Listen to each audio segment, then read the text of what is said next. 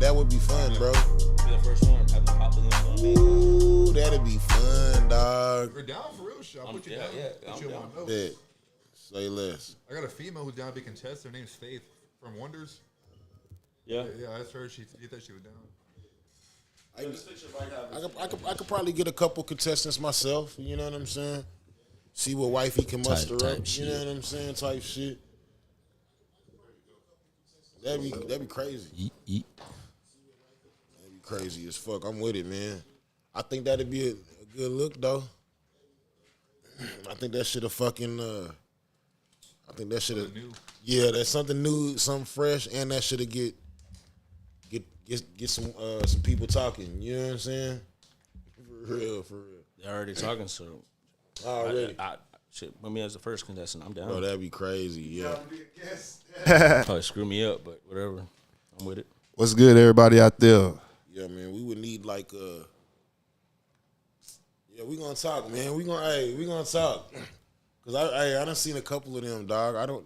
I'm the type of nigga that I come home from work, throw one of them hoes on, roll up, nigga, Entertaining. and just be writing in my phone, bro. You That know shit what I'm will saying? get a bunch of views too, being that it will be locally based. Shit. Oh, that shit would go, bro. That shit would go bananas, dog. Hell yeah. But I think that we would have to get. We gonna talk, man. We gonna Bring your mic a little closer, Skub. we gonna talk, man. We definitely gonna link up and finesse the game on that one, man. How's everybody's motherfucking week been going, man? Grand. Yeah, Hella grand. Started off all right. Started off strong. Yeah. I mean, Monday started off all right. yeah. I mean, it ended off pretty strong. I had a 7-hour DJ set on Sunday. Fire. Flew into Monday. I was like, nah. I want to say I slept about 14 hours. I was like, shit. Watched a few movies. Woke up today. I was like, I had my buddy's birthday party to DJ. Shout out Jazzy Jeff. What's your go-to movie, man? When you having say you had a shitty day. Mm-hmm. You know what I'm saying? You had a shitty day. Like you woke up and it's just a case of the Monday. Shit ain't going your way, bro. Yeah. And you need to watch a movie to put you back in your mode and put you back in, you know what I'm saying? Back to fucking Gotti. You know what I'm Yeah. saying? What's that go-to movie, man? Ace Ventura, Pet Detective. For real, honestly, for real.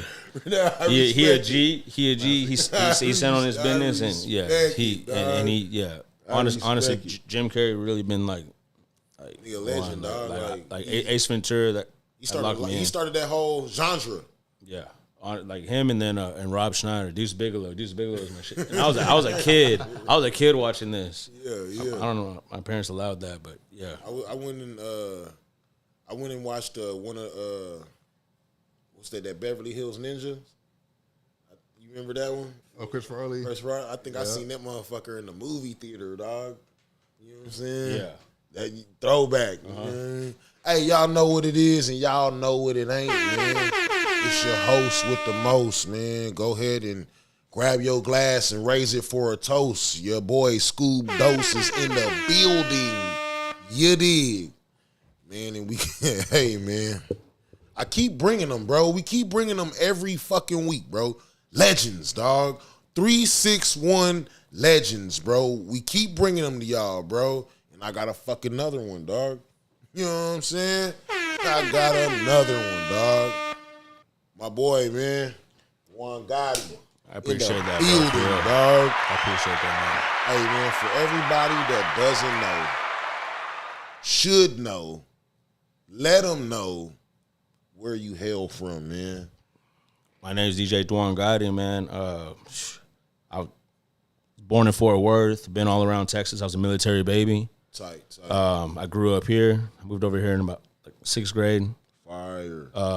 I've been DJing for about 6-7 years now, off and on. Been producing for about a year and a half now. I went on tour with Peso, Maxo Cream, That Mexican OT, Sosa Man. Yeah. I've worked with artists. I don't know, Jeffrey. Brought him down here through shows with him. Worked with him on different tracks. I love music, man. What brought your family out to Corpus Christi? I think It's because my father was retiring, and I remember my mom saying when I was younger, "This is a retirement city." That kind of threw me off because I didn't really know. I was still growing. I was like, I'm not retiring yet. You know what I mean? So like, I guess just because she had like her mom, like my grandmother here, and my uncle, her brother here, and stuff like that. So we came over here, and then my parents split when I was in like 7th grade and stuff. And You was barely here for like a year type shit. yeah, I was here for about like a year, and then my dad was working Border Patrol, still is. Now he's working Border Patrol over there in McAllen, and I think he's about to retire with them as well. Fire. Shout out my pops. Big shout And out. yeah, because he did 20 years in the Air Force, but he did another 10, 15, 20 in Border Patrol. So his numbers just adding up. Yeah, Holding the nation down, nigga. yeah, I look up to them, man. He's Them old a really good schools, guy, bro, man. they built different, bro. They really are, man. Like honestly, my grandpa went into the Army, got out of the Army, retired in the Navy. yeah. Huh? Exactly. Yeah. Like What? it tripped me out because I was like, man, Air Force. And then like whenever he was telling me he was about to like retire, like with Border Patrol, I was like, damn. Like, God damn. What are some of the places that you remember like living at as a kid, being that y'all were military based, and I'm pretty sure y'all moved around a lot. So I was born in Fort Worth, lived there about 35 days, so I don't remember any of that. Damn it, boy. And then we went I want to say we went straight to Nebraska, Oh, Omaha, shit. Nebraska. And the only thing I remember is seeing pictures of me and my father like shoveling snow. I don't remember any of that. And then we moved to Houston. I lived in Houston for a little bit, and then moved to from there moved over here to Corpus. I was there kinder and 1st grade. Moved to Del Rio, Texas. So you went to kinder and 1st grade here in Corpus? Yeah, bet. Cock Elementary. Oh shit, already. Yeah. Shit. Yeah, Cock. Shout out. And then we went to Del Rio, Texas. I was there 2nd through 5th. Spent elementary days there. What was Del Rio like? Man, it was different, man. I mean, just being young and over there by the border. That's what I was just about to ask. Where is Del Rio? It's border. It was just school, and then the school bus would take us back onto the base. You know, so it was really just everyone on base was real cool. You know, all the friends were on base. Didn't really spend much time off of base unless like we were shopping. And Was the doing school a stuff like military that. school? For the most part, Or yeah. just had a bunch of military kids that A went bunch to that of school? like, all military kids went to that school. But it was a regular public school? But it was a regular public already. school. Yeah, it was a regular public school, yeah. So, like, you had, like, the mixture and, like, you had, like, the separate buses and stuff like that as well. So, like, wow. you had the kids kind of, like, looking at you, like, because you're getting on the military bus, you know what I mean, and stuff like that. But it was cool, man. It was elementary. I don't remember when being all weird back then. But and then moved over here 6th grade. I've been over here since. Hamlin, Ray, Delmar. No shit. And now we're here.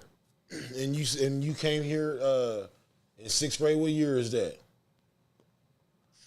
Roughly. Shoot. I graduated in 2011 from So 12th grade. So what, 2001? 2000. Okay, so when you moved to Something like that? You say your graduation year is what year? No, 11. 2011. So about 2004, about 7 years Four. before. Yeah, about 7 years something before. like that. what was Corpus like? And what side did you move to?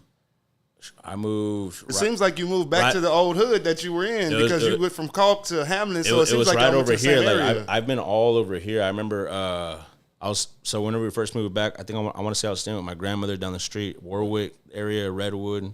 Y'all really? And then Catalina, I lived on 2 different houses on Catalina, right over here, right down the street. Hell yeah. I live right over here on Hopper, right behind. crazy. You know Yeah. You know what I'm saying? So what was it like in like around 2004 at that time when you moved back around this area? Definitely wasn't as developed. And then at that age, I wasn't really necessarily looking at like the city too much. It was kind of just I got into skateboarding. Come on. So like, Were you on like the internet and shit back then? Or you were like more like an much. outside kid? like once it started like developing more like in the skateboarding, like a few years after I moved here. Then we made like a little YouTube channel. I was Oh, like the shit. filmer and stuff. Oh shit. I wasn't on no D Green back in the day. Like he was filming us and stuff. But I definitely looked up to him because he was filming all the skateboarders back in the day. Hell yeah. Him and Kyle Presley. But yeah, I mean, we had a camera. We had a little skateboard team. That was like in middle school or what? Yeah, it was like middle school, like going into high school. Once high school started, it was kind of like I kept hurting myself, and I was like, I'm not trying to continue hurting myself. I was like, this is obviously like it's going down the wrong route. You know what I mean? So I started slowing down on it, and then ended up I remember one day I hurt my thumb, and it was like right before like a Sublime concert, Sublime with Rome. I've seen that. I went to one of those concerts. Yeah, I went to a Sublime with Rome concert. I want to say it was, I was still in high school, so it was anywhere between 2008, 9, through like, it was probably like 2009.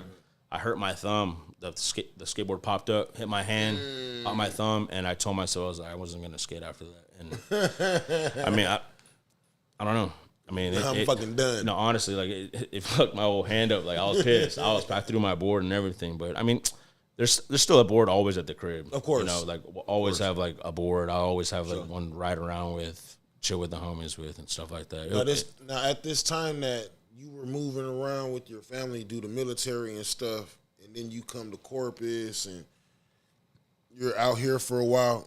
What's the music that's being played in your household? Like, what is your mom playing when you in the car riding to the store, or when when it's your dad's off day? What is, you know what I'm saying? What's being played around the house? So like my dad was like heavy on like Tejano, so was my mom as well.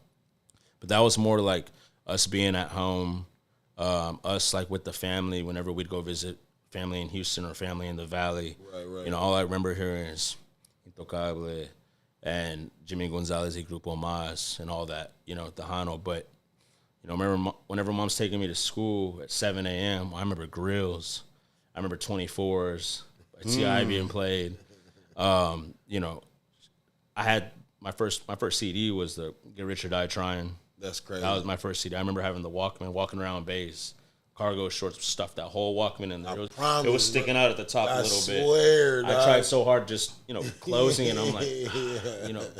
So I started wearing like a little bit tall, like a bigger shirt just to cover up that CD player. But that was my first CD. I think the second one was the Eminem show. But every day I was tuning into the MTV every single day. Every day. Every day. I don't think the kids of today understand what TRL and the BET top 10s and the in the basement. Yeah, 106 apart. I don't think that they fucking understand like what this did for the culture. Like, for the longest time, this was the only access or the only way that we would be able to even see these rappers, let alone their fucking videos, but just them in general. To be able to put a face to them. I promise. Yeah. A lot of those videos, like, that's what just from putting that channel on before, as I'm getting ready for school, putting my clothes on, rushing for school, I get to hear, you know, whatever, Sean Paul as I'm out the door, or Crazy. Ludacris as I'm out the door, you know, and it sticks. You know what I mean? We're young, we have the growing brain, so that's sticking. And then you watch it again the next day, and the next day until somebody bumps them out their spot. Exactly. They said music was all late night back in the day. Bro, them was the fucking best of days, bro. I remember. Okay, so I'm a little older than y'all. So on my TRL days, bro, I remember this nigga Eminem with the Hi My Name Is. Yeah. Say, bro, like this nigga took over the planet with just that one song, bro.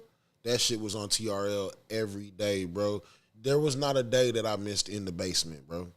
That was going crazy, and then like I had to see them freestyles, bro. Mandatory, dog.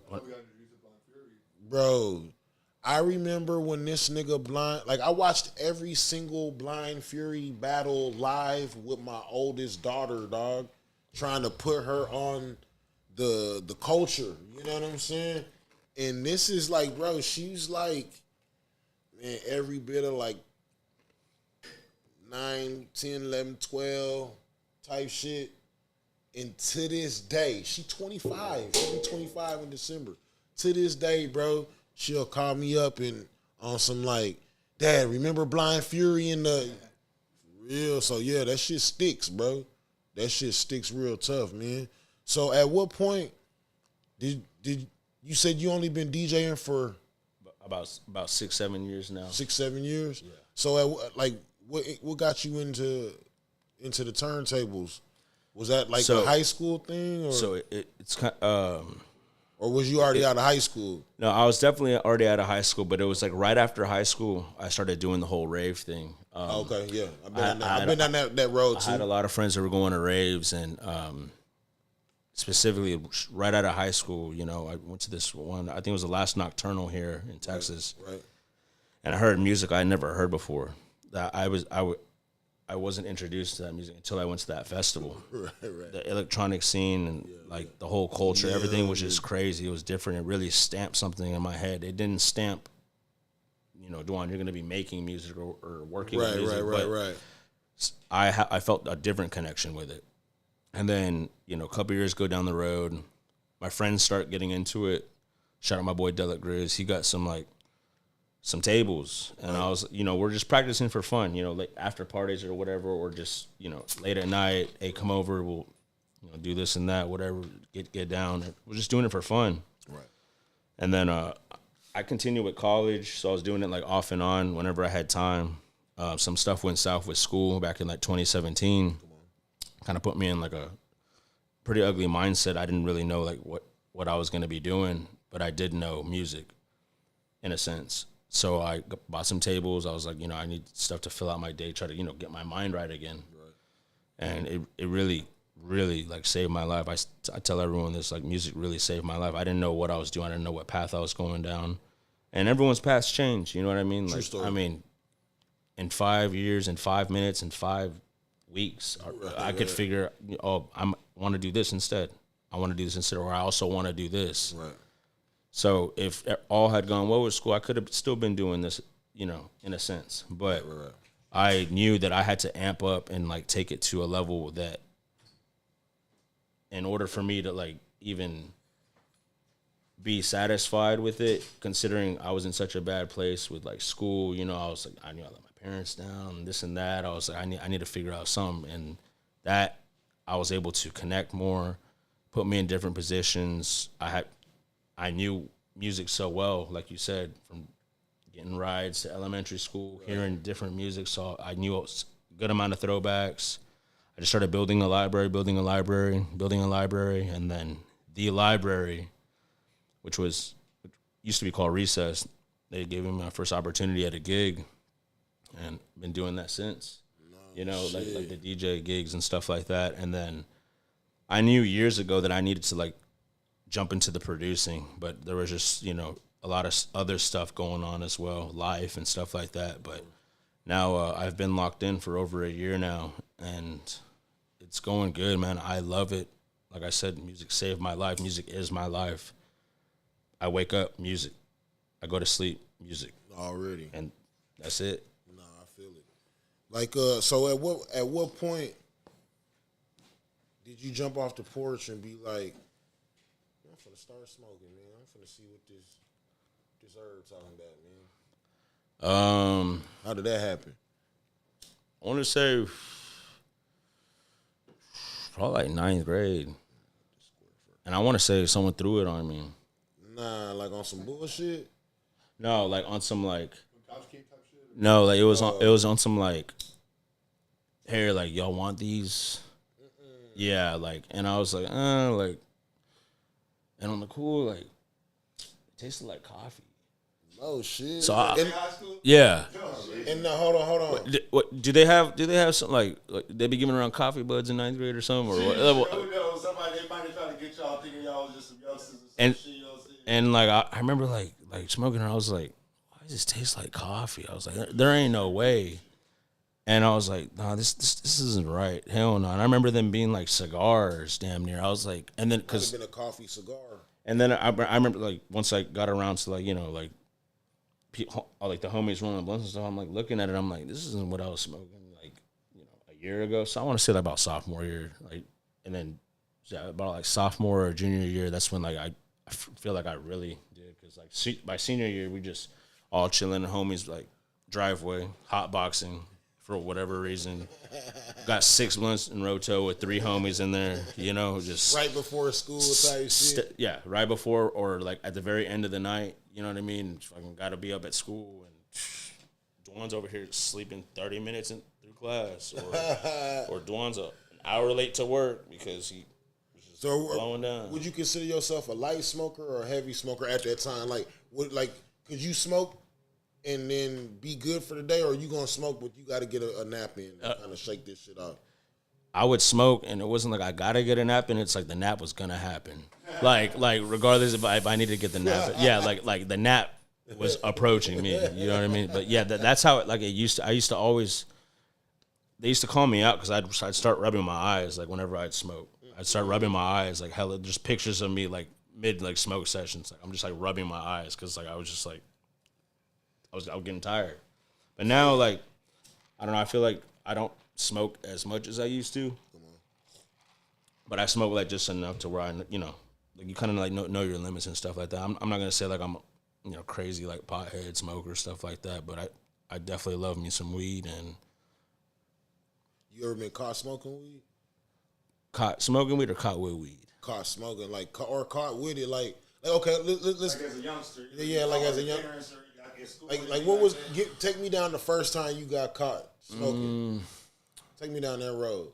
I want to say, okay, so I remember the first time I got caught with, I was out skating, and I want to say my mom. Sounds about right with the skaters. Y'all gonna smoke. Well, see, I wasn't smoking. I left everything at home, right. But in the sock drawer that mom knows about. Wow. Yeah, I know. So mom calls me. What did I get you some? All right, what's going on? You know what it is. I'm like, what do you mean? Sock drawer. I was like, oh, fuck. I already knew scale was in there. The rolling little the rolling little joint roller. Yeah, the roller. The joint roller, the papes, and the gram of weed. I was like, get over there. So that was the first time I got caught. But I think after that, I don't remember getting caught smoking, but I remember us smoking in my backyard and my mom knew. So I don't know if I had some friends over were smoking one time and she was like, what are y'all doing? I just told her she was cool. Or if at that point I was like, Mom, this is what's going on. This is what it is. Please. You know what I mean? I'm not sure. I remember one time, it was right after school. I was going to Garden Grove High School, man. Shout out to Garden Grove. Shout out to the city, man. Going to Garden Grove High School, man, and I've been a stoner my whole life.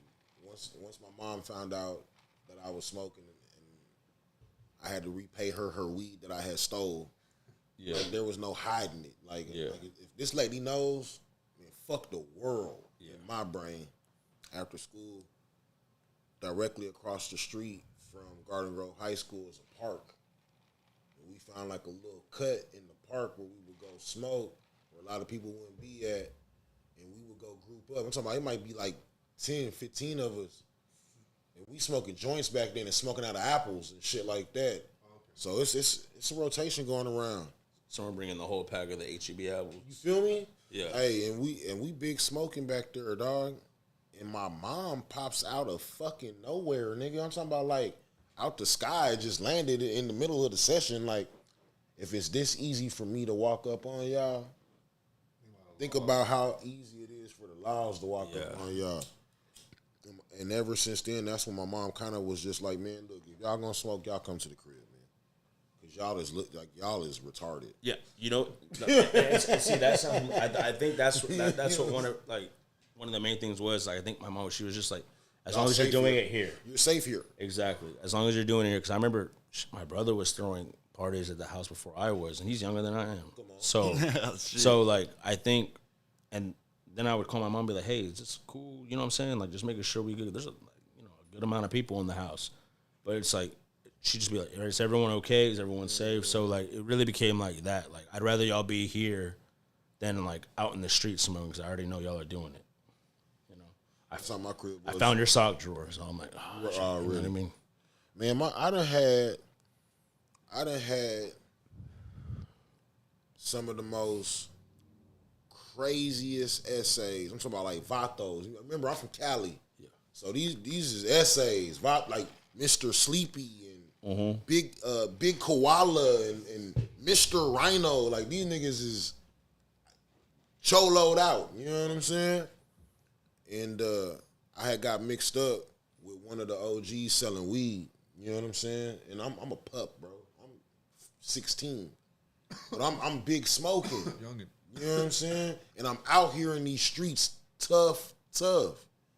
But I'm thinking I'm a little more wiser than what I was, and I hit the OG up, and this dude, like, if I'm 16, this man got to be every bit of 40 something. You know what I'm saying? For real. So I go to him, and he run like all the essays over there. He the OG over there, but he fuck with me real tough. So I hit him, and I'm like, "Come on, man, like front me a sack so I can get on." And he's like, "Yeah, no problem.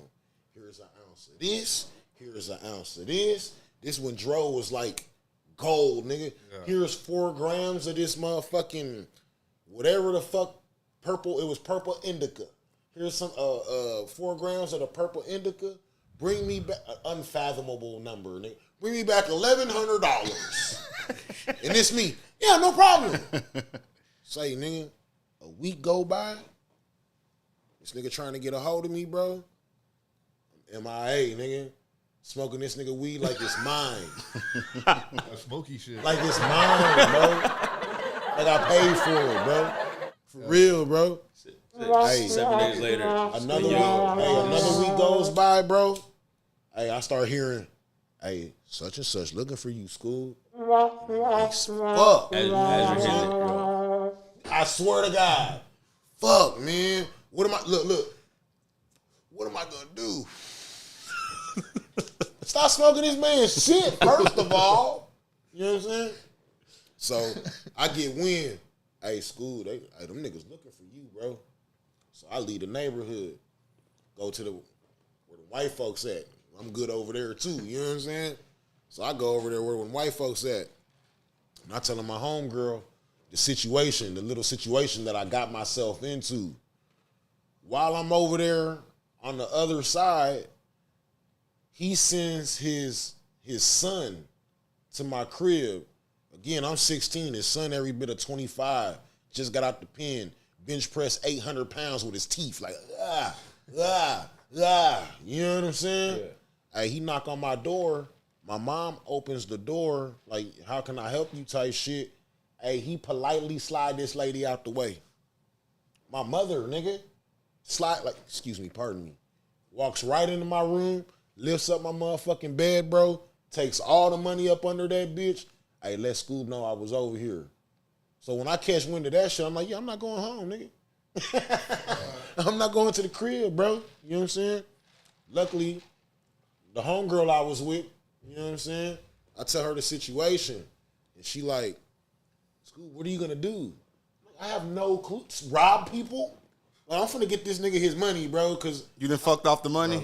I done fucked off the money. Pull the mic up, so... Fam, I done fucked off this nigga money. I've been smoking the weed, like, I'm telling you, like it's mine.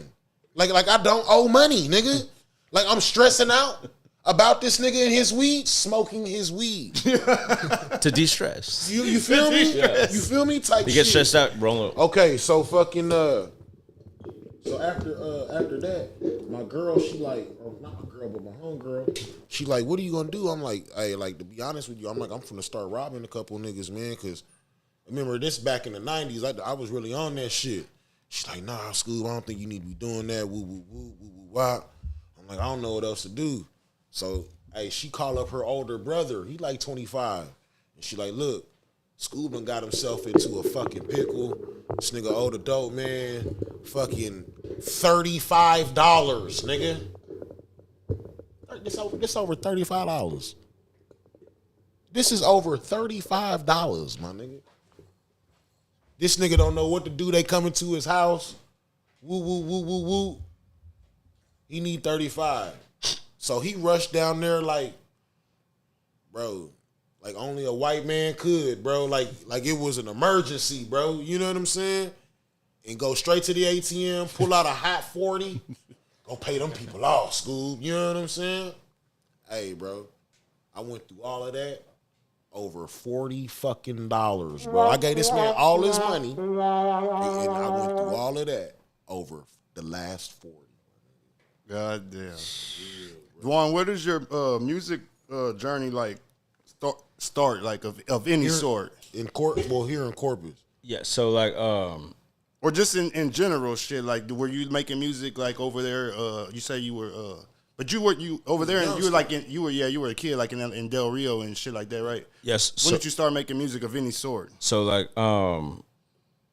whenever I was on Skub like earlier, like whenever I graduated college, when I graduated high school, I started going to raves. I was like heavy in the rave scene, like the EDM scene. So and I think what really caught my ear was definitely in like the dubstep, dub, and then like trap, like all those genres like mixed together. And then I was already into hip hop and rap and all that. So like all those like intertwined, like that's what you'll really hear like in a lot of my sets today. Like, so you didn't start off like trying to rap with a crew of rappers or nothing like that. You never like rapped or nothing like that. No, nothing. I mean, here and there, I'll be, drop a freestyle. I'll be rolling around to like some of the beats that I've made, and I'm like, just spitting or whatever. If it's after a long night, headed home, or if I wake up feeling good. But for the most part, no, like never started with like trying to like rap. It was just hearing different sounds that I was like, man, this is dope. This would be really dope to mix. And then my buddy ended up getting boards. I want to say around 2015, back when Abyss was open.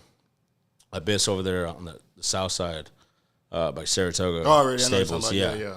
And then it was like an electronic club, and they gave me opportunities. They asked if I wanted to DJ. I was a little too nervous to do it back then. And I was just still learning, so I just watched them. Did you have your own equipment at that time? No, I did not. So I was just practicing off homies, and then. Did you carry crates or anything like that type shit? No, this is all probably digital at this point. You just need a computer. And shit. So I didn't have a laptop for music. I didn't have anything for music. I would just go off of homies' music, like at the after parties, because for the most part I knew his music because I was always on his computer. Exactly. Like, and then I started downloading music when stuff went south with school. Like in about around 2017, I ended up getting my own laptop. And I was just start downloading. I got my own boards, and then I just started building crates off of that. Hip hop, rap, and then. So when you say board, you actually mean like a DJ controller, right? Yeah. Because you do production too. So I don't want the people that's watching to get when you say board to start thinking you're talking about like. So I just started producing like a year and a half ago. Okay, I want to say March 1st, 2023. Okay. March. We're gonna talk about that. March 1st, 2023. We'll get into that later. Yeah, I just started that about a year and a half ago. So the DJ stuff, board, I was like a Pioneer SX2, one of like those beginner boards, or SX1, one of them, and I was just rolling off of that. I made like a dubstep mix, and that was it. I listened back to it. It's trash, but it's still on my SoundCloud. And then I was given the opportunity at the library. Well, it was recess back then to start doing some gigs, and then they shut down, reopened as library. I ran that for the first 8 months or so, and then. And this is you still learning how to DJ, basically. Yeah, still, because honestly, I tell everyone all of my DJ sets are practice to me. Well, I feel like also too at the same time, because I also coming from a DJ, like there's only so much you could do with your homeboy's equipment. You know what I'm saying? With the certain amount of time that you're gonna have to fuck with this shit. Right, you know what I'm saying? Right. When you at home on your own, you could be there 5, 6 o'clock in the morning. Hey, what does this button do? Yeah, if I hold shift down and press this, what you know what I'm saying? Like all the different shit. Yeah, and like. I feel like I could have like taken advantage and like learned a whole lot more, but I was just like, I would use like those like times at like my gigs to like. You were ready to get paid? What yeah, you say? honestly, like it was just more like I was practicing like at the gigs. Hell yeah, I'd be like, okay, like try this out. Because they weren't on your ass type shit to where you were able to do type shit like that. Already. Exactly, and then it wasn't until like owners started getting on my ass that I was like, man, like maybe I should like prepare for this a little bit more. But then I started realizing what they were getting on my ass for, and it's like, a lot of the politics and shit. Yeah, like, oh, we need to be playing strictly this, or we need to be playing strictly this, we need to be playing strictly this, but don't play this person. As I grew with my name, I wasn't going to dummy down my DJing in a sense for this. If they are gonna book me, it should be because you're booking me, right? Yeah, exactly. For what you do, exactly. Like, don't book me just for because you need a DJ for the night. You're booking me because you're booking DJs Duan Gotti. Because my library is going to come with this, and you want to hear these 12 in a row. You want to hear this Z95 playlist type shit. Exactly. Don't come looking for me. And I feel like a lot of people are tired of that in this city, but there's just nothing that like people outside of it. Yeah, exactly. Like we have what? How many clubs in Corpus? 2, 3, 2 solidified, and they have on Fridays. There's Friday and Saturdays we're running country and Latin. You know, like True story. I don't think we have a true hip hop rap club, and I feel like they're itching for it. They're itching for it, and it's coming. You know, but it's just I don't know. I'm not gonna say it's not coming fast enough. It's just again. A lot of people are not necessarily stuck in their old ways, but they kind of get comfortable with like what works. You know, so if something has step outside the box, if something has worked for 5 to 10 years for someone's pockets, if it ain't broke, why fix it? Exactly, and that's scared to break the new songs, and that's what a lot of people, in my eyes. And again, I don't own a club, I don't own a bar, so maybe the day I do, maybe my mindset will change, but. Whenever I pitch certain ideas, you know, sometimes they take it, sometimes they shoot it down. Immediately shut it down.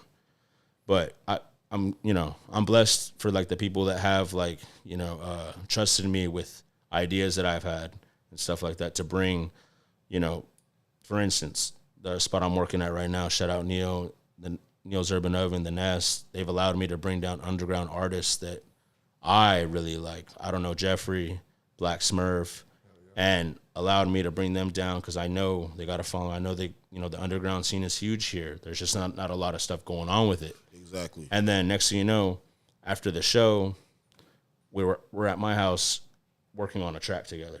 Yeah. And now we piled at 5. You know, so like everything, like everyone's happy. You know, what I mean. So what would you say you got into the DJ game for? Did you get into it like? Because I got into the DJ game specifically just to do mixtapes, DJ Screw style, Slowed and Chopped mixtapes. Like I didn't get into the game like, man, I'm trying to get booked in clubs or.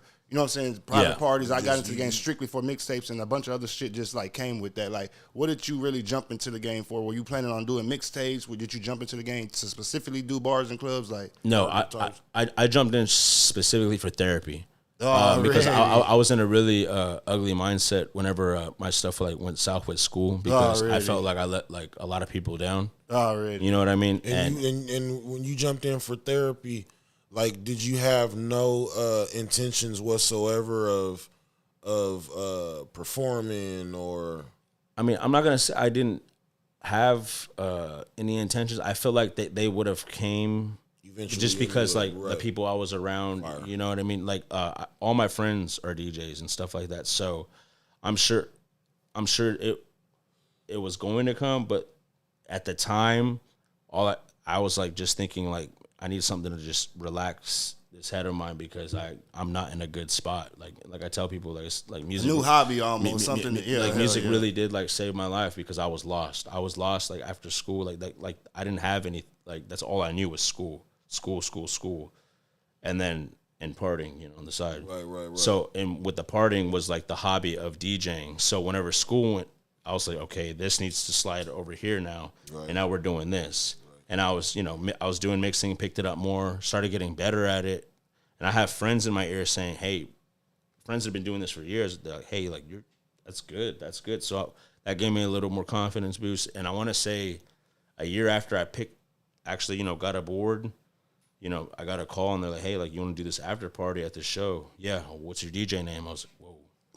I was like, whoa. I was like, what is my DJ name? And I remember I had thought about it like I want to say a month prior, and I was like, "What's my DJ name?" And I went with Duan Gotti, and because my middle name is Duan, and then John Gotti is like the American gangster, and like you got Juan Gotti, you got the rapper, right? And then I was just like, it just flowed. Something in my head just like told me to like flow with that.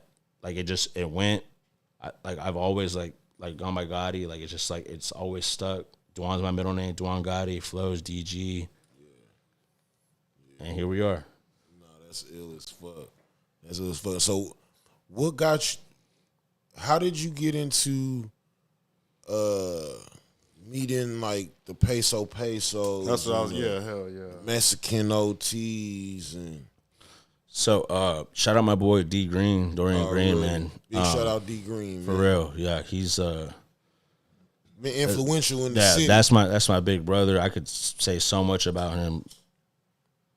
he really did put me on. I remember one day I was DJing at Wonders, and I think he was talking about something about Peso possibly needing a DJ. I forgot what the conversation was. I was like, hey, man, you know, whoever I got to get in touch with, let me know. His manager at the time, he gave me contact info.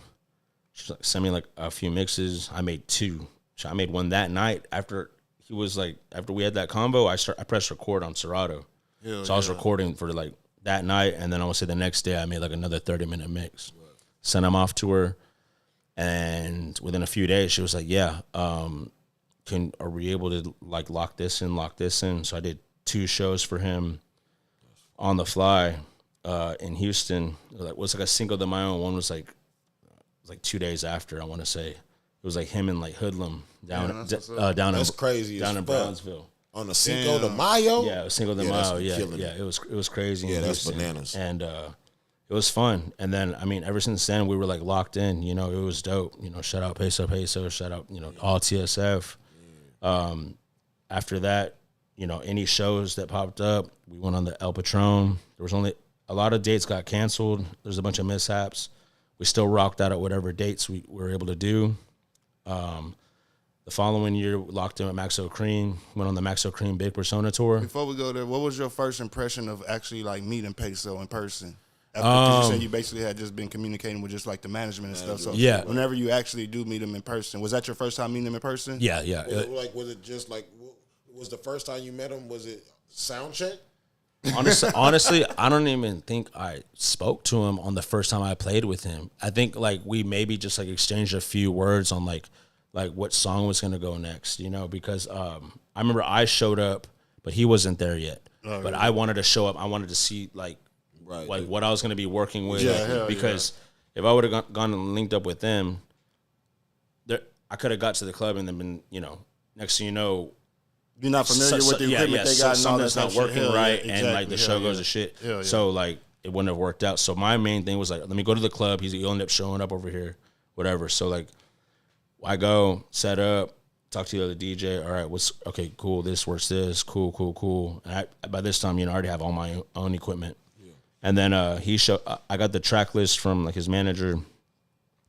No specific order. That was another thing about Peso, which is cool. You know, no specific. We always freestyled everything. Right. You know, he knows his music. Exactly. He goes about to fill off the crowd and shit like that. And some, you know, some days he'd be like, "Hey, you pick whatever you like. We were gonna open with," or you know, that's what's up. Or he'd be like, you know, today I'm feeling, and we're gonna go with this track. Hell yeah. So which was cool, you know, and then the entire time, you know, it's either boom, let's go on to the next one, and then I'm a good crowd reader at this point now, so it's like I'm like, hey, I feel like, you know, go with this track next. So it was like full communication, like for like like the tracks or for the shows following. But the very first time, you know, I want to say it wasn't like till the second show, the show after Cinco de Mayo, because the Cinco de Mayo show I didn't get to really talk to him that much. I know that show was crazy. It was. I know it was.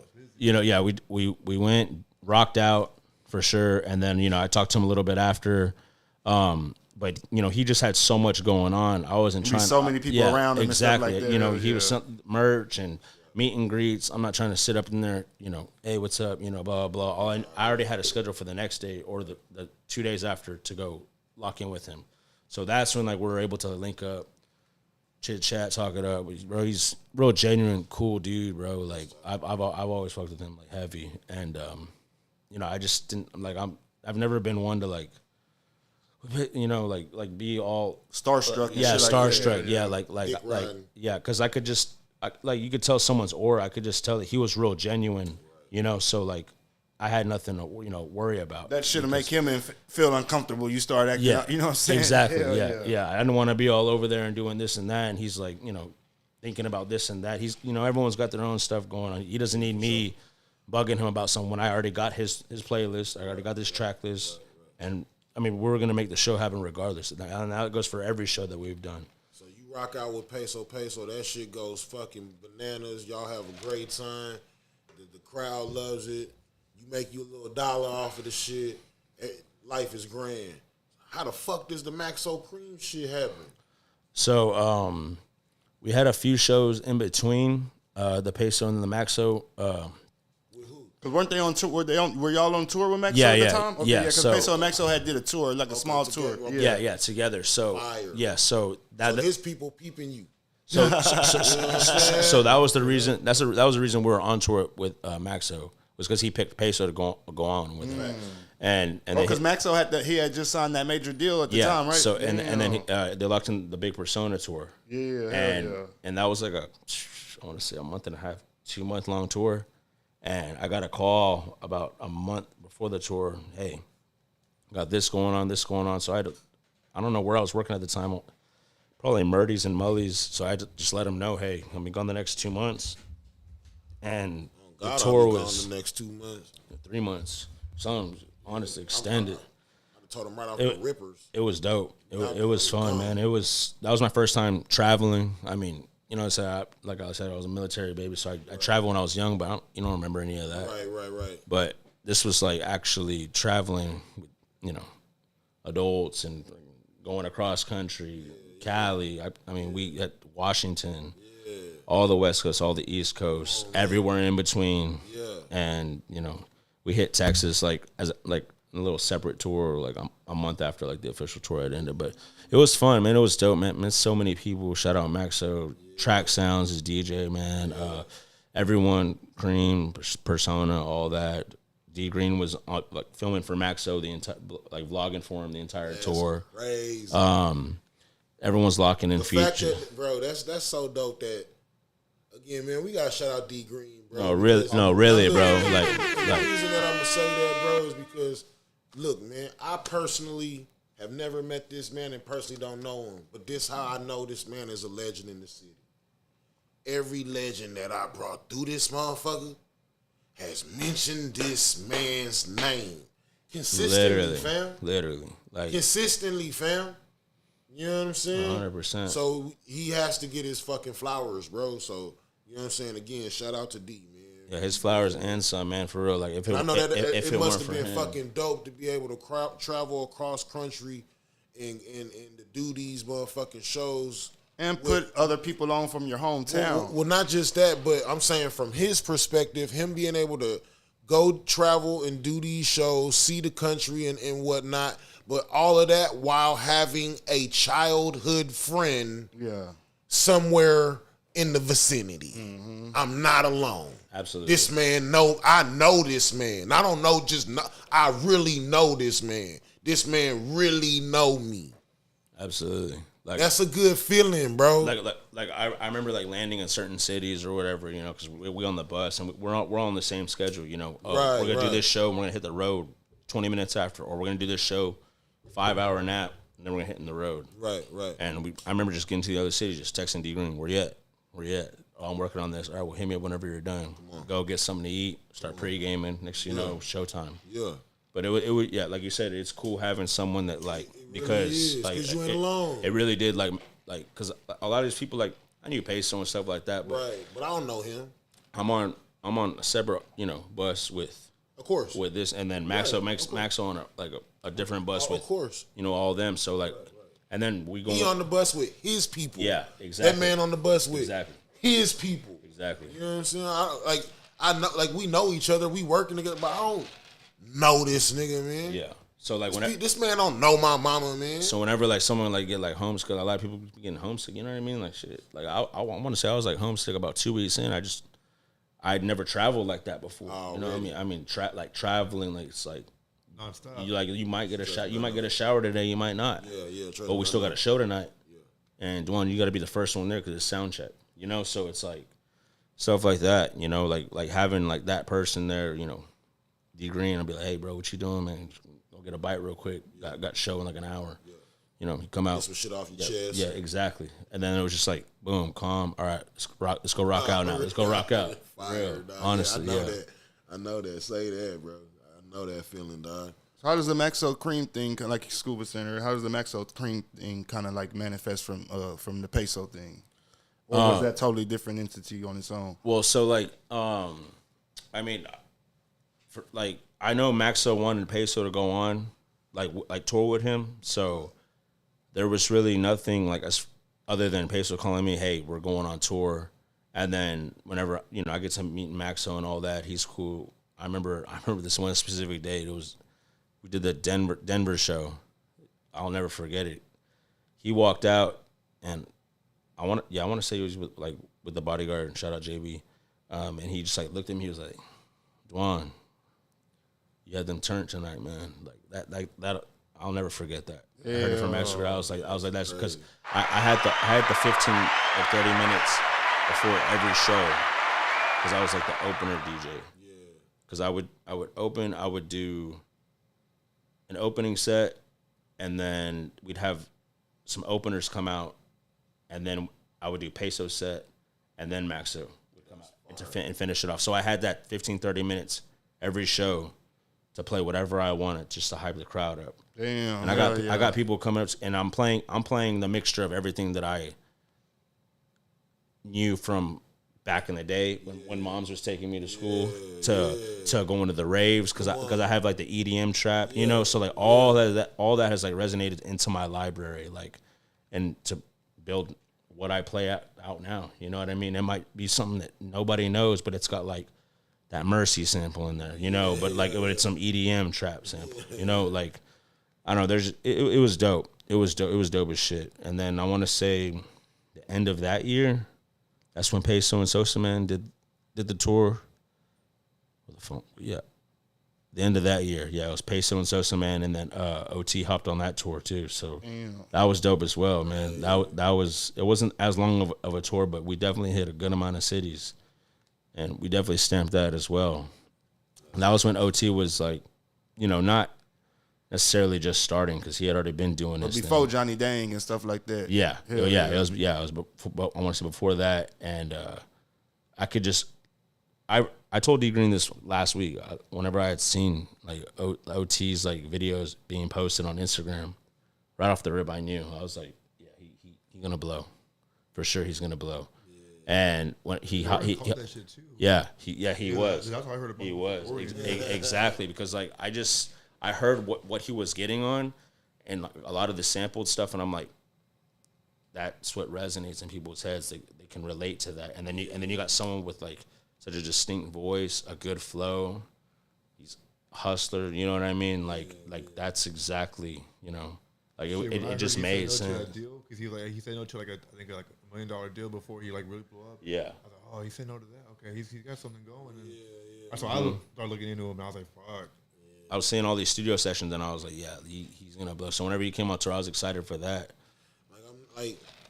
It's crazy, bro, how the game has changed from then to now, man. Because I remember growing up, the dream was to get a deal.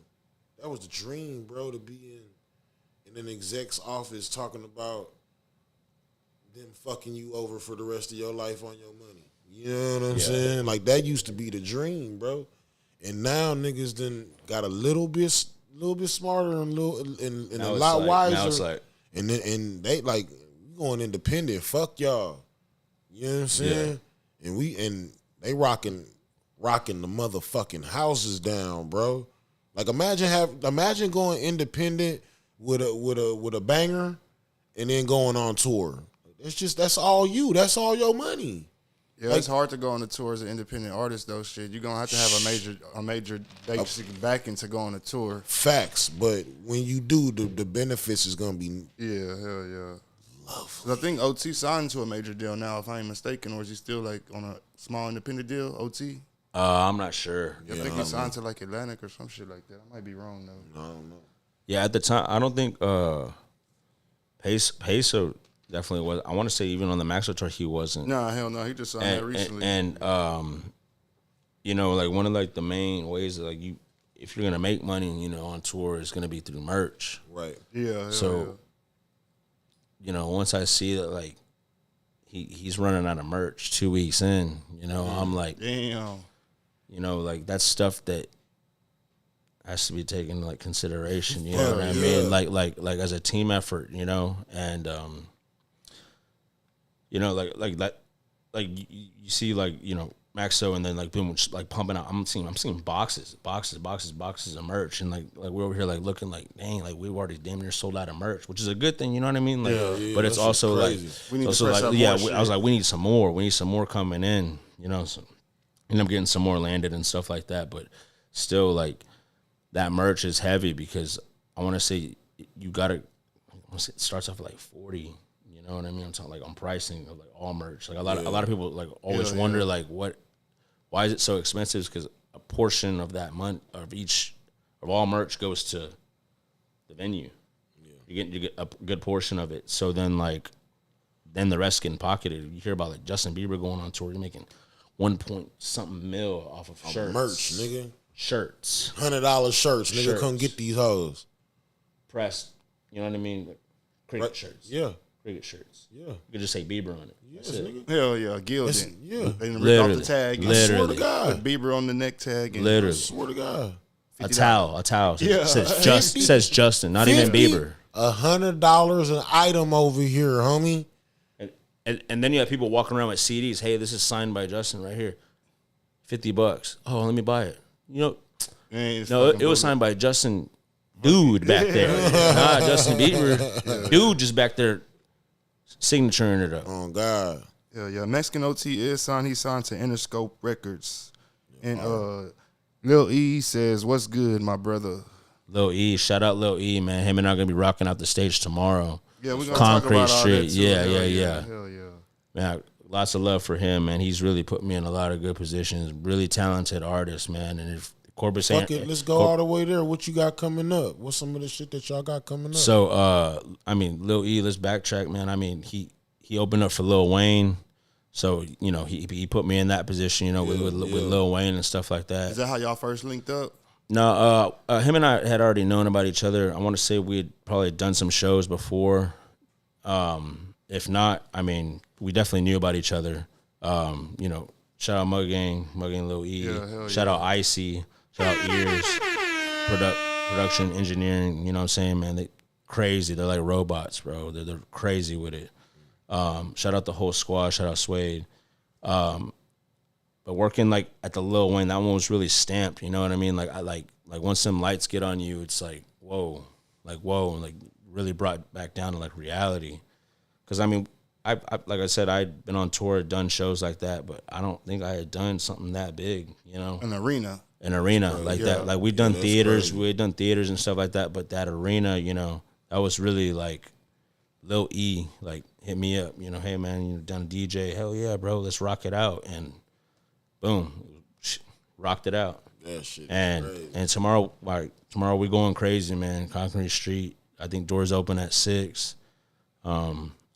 Opening up for Maxo, that Mexican OT, and Paul Wall, yeah, Busy Paul Bone. Wall, Busy Bone, and the set list is looking crazy, man.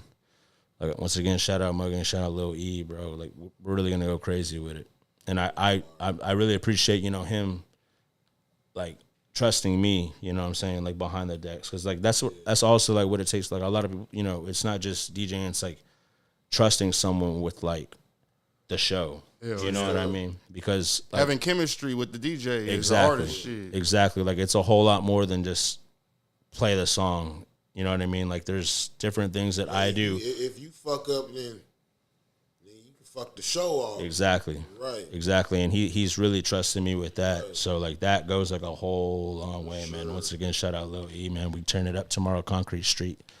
Opening up for that Mexican OT and Maxo Cream.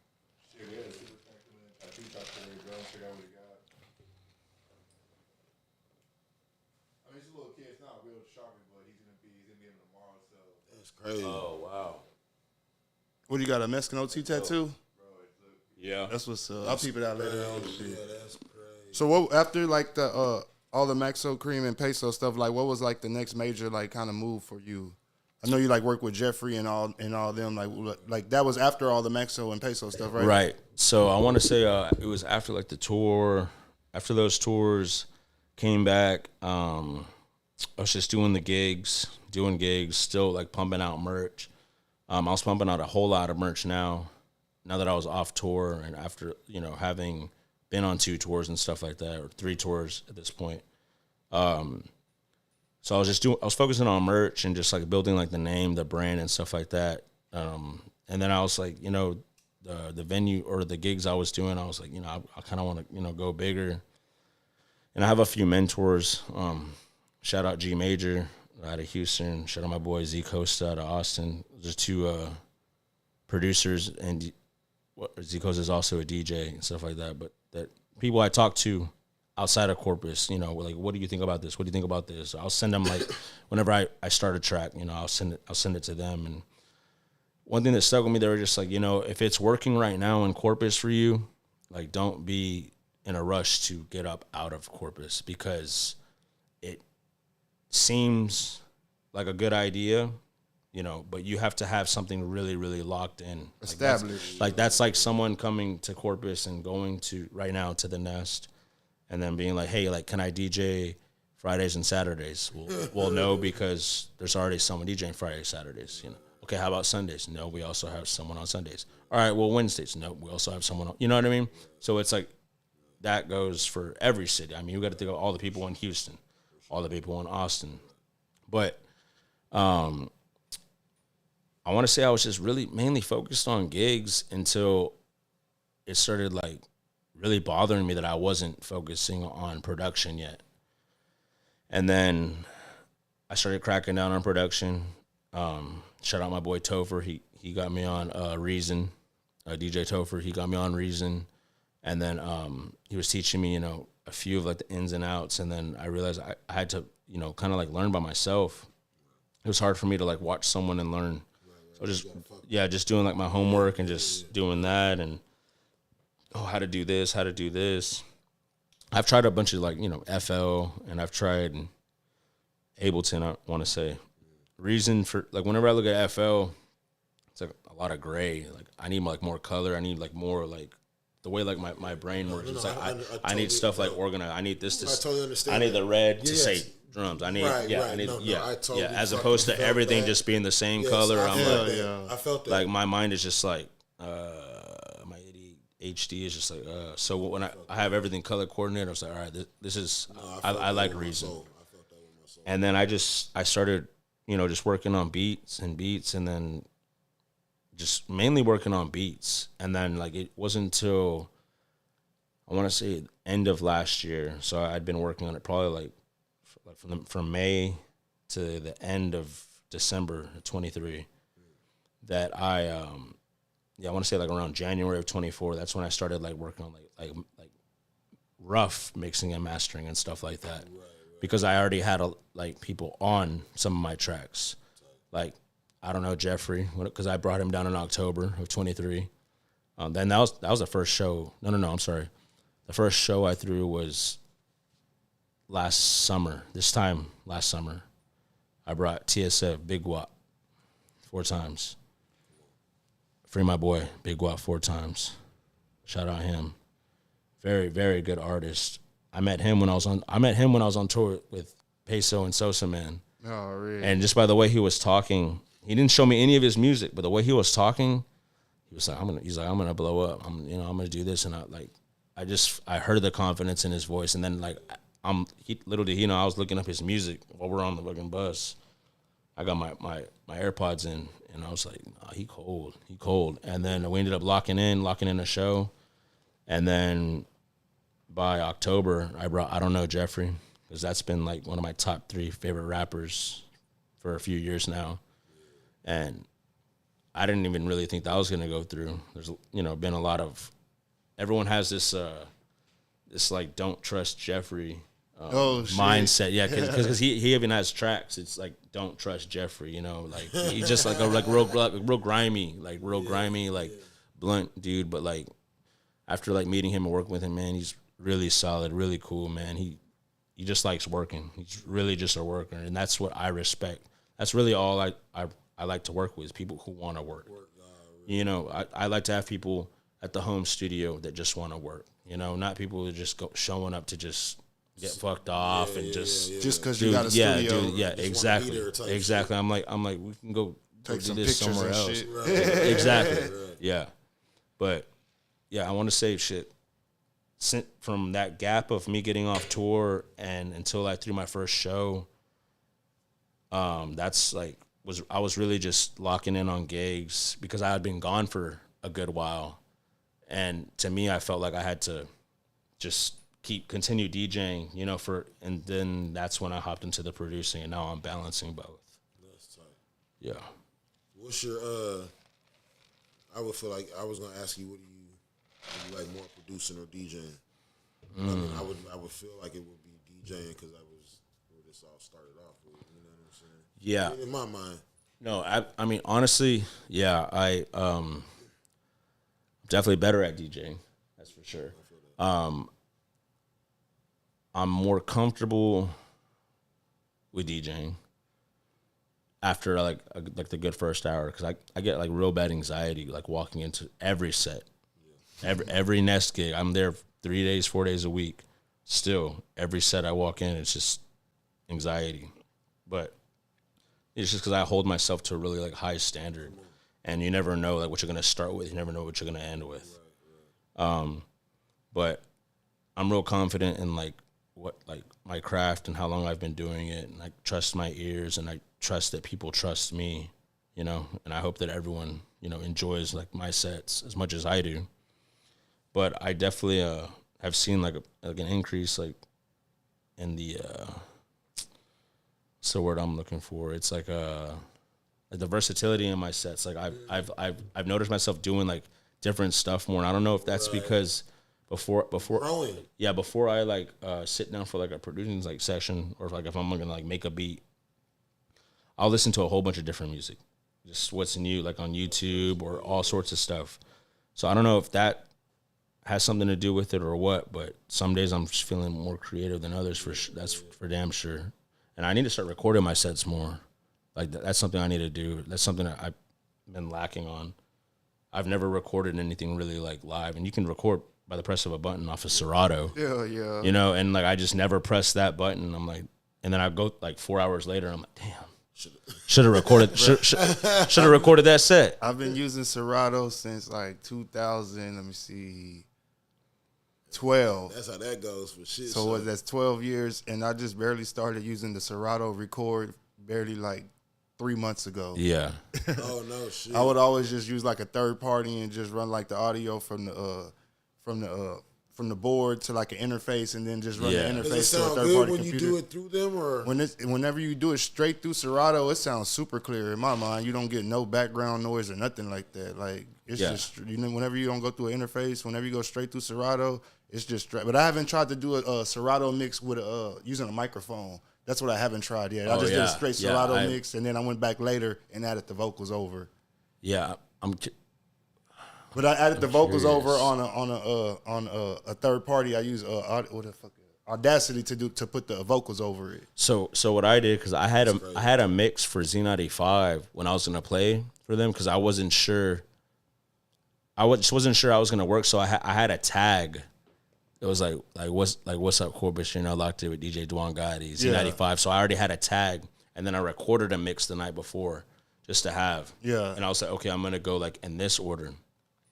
But I couldn't pull the mix up, like to even look at the order, like whenever I plugged in. Yeah. So I had like some of the songs so I winged it. I ended up winging it, but it came out good. That's what's up. It came out perfect. Yeah. But I still used that tag in the beginning. But yeah, like I just had a tag for it just in case. Like I'll make tag. Like if I'm gonna do a show, like I'll have one made for like tomorrow. Like for Concrete Street, and I'll shout out. Like, so you make them on your own and shit. Yeah, like since I have like your own tags. Well, yeah.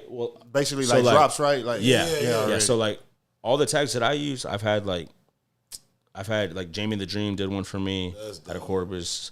I know she's doing her thing in Louisiana now. I had a lot of people from TSF like do one. Shout out Juice, Rich Baby, Sauce Me Up GQ. Like I remember all of us being in Detroit when we all had downtime, and G Major had the studio up. I'm like, hey, everyone like just throw me a tag. Everyone just like whatever you want to say. Yeah, hell yeah. So one was like Duan fucking Gotti, and one was like it's GMC Rich Baby, the Skub Baby, in the mix with my boy Duan Gotti. And then another one was like it's a Gotti party. So like everyone has like these different ones, but the Rich Baby also did a Damn It Duan, and that one stuck. I had a female do it down here. one of my homegirls, and now like I'll be getting out of my car, I hear "Damn it, Duan," you know, and then like I got "Damn it, Duan" merch, you know what I mean? So before it's we get up out of here, I need you to do me one. I will for sure, for sure, Yeah, 100%. Okay, so before we get out of here, man, I'm gonna need your top 5, dog, of all time. Out of the city, though. You gotta be specific. He don't know what top 5 you talking about. Top 5 rappers in Corpus Christi of all time. In no specific order. I don't give a damn how anybody feels if they didn't make your list. Hurt their feelings if they didn't make your list. Yeah. I want your top 5 100%. Dead or Corpus alive. Christi, dead or alive, all time. All time. All right. Let's see, top 5. Let me run this through my head before I say it real quick. Y'all make sure to follow us at Riding High Podcast on all social media platforms. You dig. Shout out to Kyle. I see you in the comments. And y'all make sure y'all tune in next week for Off the Kush too, man. He said he got to get it right, right? Yeah, I think this 5 right here. Shit, I ran in college, a random ass bar in San Antonio when I was living over there. No shit. I had a fun night over there. Shit, turned out that bar that was at was on the John Taffer show. Oh shit, that's what's up. That's what's up. Hell yeah. You said top 5 rappers? Yeah, Top no 5 particular rappers. order No particular order. of all time. Out the city. All right, for All sure. time. We going with No particular order. RP Flatline. So Down So Flexy. Lil E. What do I have next? I had someone else next. Still got And even if you know the name or not, it's my boy Vantham Living. 100%. And One more.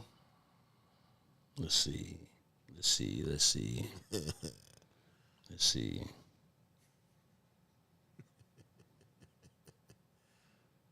We off the Kush right now, y'all. And you already know.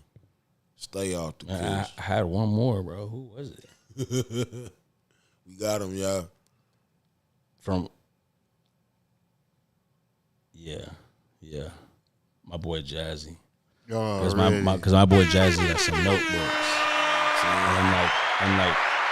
And the reason I say some artists, like people like, probably who's this? Just wait. No, those are your top 5. Yeah, Like we but always say, bro, it could be your brother that ain't nobody ever heard of you. That's your top 5. And like I've really named like, people that like I've really worked with, and like that's when like you really hear, you know what I'm saying? Like I could hear other people, all day long, but like I'm not sitting there hearing like the soul or like the heart like they're really putting into it, because maybe like seeing them perform something live exactly, type shit. Yeah. Exactly. So like when I hear and I see, man, you really have, years worth of like notes in your phone because you've been waiting to lock in at a studio, and now we locked in, and you over here, you got me tearing up on a beat that I dropped. You know what I'm saying? I'm like, that hit me, and that's what a lot of people I've done. And there's so much talent in this city. Man, I've been so saying, much bro. talent in this city. A lot of people don't like messing with these group of people, this group of people, and it's like, man, if y'all each pick one person, and then you support, and then that supports, and next thing you know, everyone's eating. Like that's how it should be. But we gonna get there. We gonna get there, dog. 100%. Oh yeah, we gonna get there. I promise. Absolutely. Who are your top 5 favorite DJs of all time, regardless of wherever they're from? Fucking Corpus, Houston, fucking New York, Cali, wherever. Trip.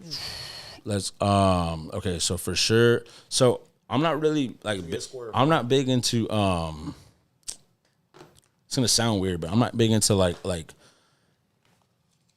hip hop and like rap DJs, because it's hard to me, like show DJs, like show DJ sets are different from like, say if I were to play at like a club, like how it's like nonstop, like transitioning, like that's like what I like, the transitioning, blending. So like that, I think that's why I was so mixing, I was so attached to like raves and stuff like that because it was nonstop. It was nonstop. So like, you know, I look up to like Me Too, Mr. Carmack, Troy Boy for sure, Troy Boy.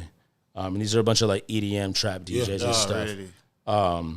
And then, you know, Caspa's another one. And then like, man, even like Cookie Monster, RP Cookie Monster, man.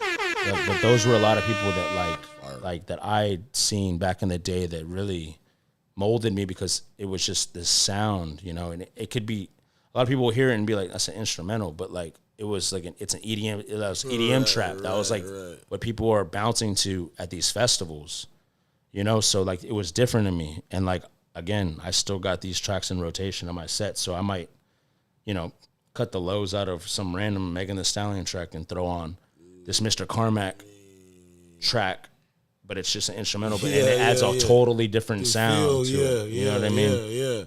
So that, I want to say those are like my top 5 for sure. I mean, like just all EDM DJs. Really. Like I feel like everyone at some point in their life needs to go to an EDM show. Yes. You know, house music, drum and bass music, dub music. It's different. Live music is good. Live music is good, and I guarantee you they're always incorporating some sort of song that you know. You know, whether it's going to be a remix of some sort. You know, people are going to be half dressed. You know, so you know, but it's fun. Exactly. It's fun, man. It really is fun, and that really did like. It made me change the way like I thought, like, and even looked and heard music. You know, I was like, I remember driving up again the first rave, and I was like, what is this? What sound is this? And it stuck, and to this day, I played that very first song I heard on my way up to my first rave. Jehovah by Resco. That's my shit. As someone who DJs in bars and clubs, what's your biggest pet peeve that you hate? I bet you I know one. Same. Talking on the mic. Random people trying to talk on the mic? No. Oh, wait. As a DJ, like, what's the thing that you hate the most? Like, as people, like, as the DJ that's in the DJ booth, like, what's the most thing that you hate from? I don't want to make it seem like you hate the crowd type shit. No. But I would think like random people coming up to him asking him to play random shit. That's what I was thinking. Can you play fucking Celine Dion's fucking something that don't go with the vibe that's going on for the night? Can you play fucking the complete opposite? Yeah, bro. Like, come on, man. Kyle said people coming up and standing on his DJ booth. Go ahead, Juan. Is that Kyle? Yeah, hell yeah. So yeah, people coming up and standing in the DJ booth because you might spill stuff all over your decks, Kyle. No. That's definitely happened before. I don't know if it was with Kyle. I don't think it was. But yeah, like there's definitely been stuff like spilled on my decks. That's fucking crazy. Don't come up if you stink. You know what I mean? Like, come on. You know, like I'm up there sipping and just chilling. You know what I mean? Yeah. I looked at. I'm in a confined space, man. And then, like you said, people having the most random requests. Actually, you know what? It's the most random request with 5 minutes left to play. Oh shit! You know, I'm already. I unplugged the laptop charger. You know what I mean? I got some stuff already put away, and it's like, hey, can you play this? And I was like, man, I need to hear that Biz Markie. Yeah. You got what I need, right? Can you? And I like, they have 4 hours to make a request. You know what I mean? Like it's like a movie. Like I tell people this all the time. Like I start at 10, I end at 2.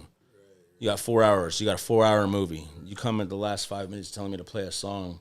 I might have already played it, which they don't care. I'll tell them that hey, I already played it. You play it again?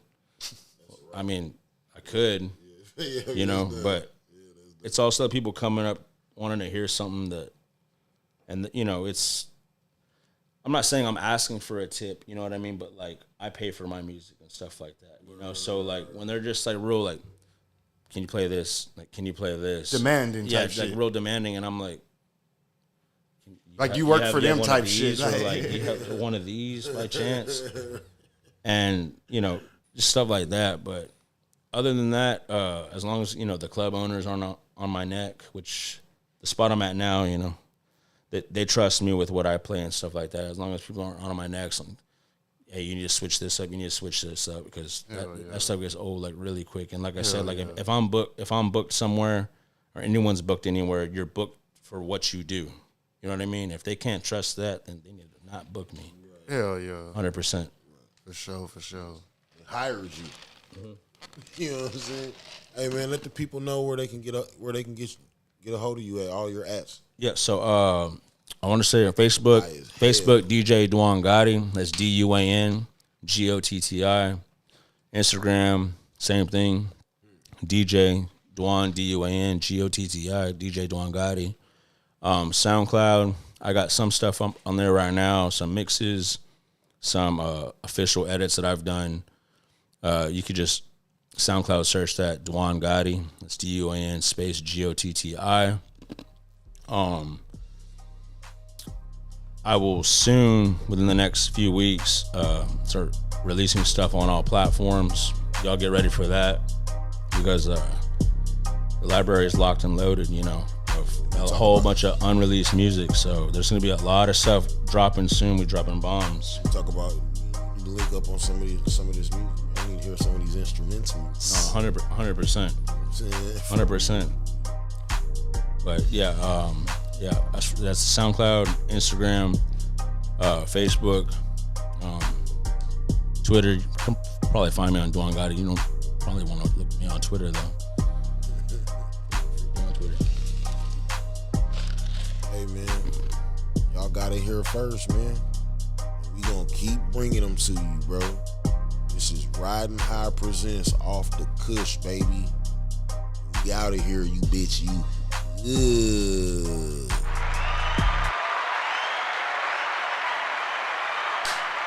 Appreciate y'all, man, for real. Appreciate you, bro. Shout out.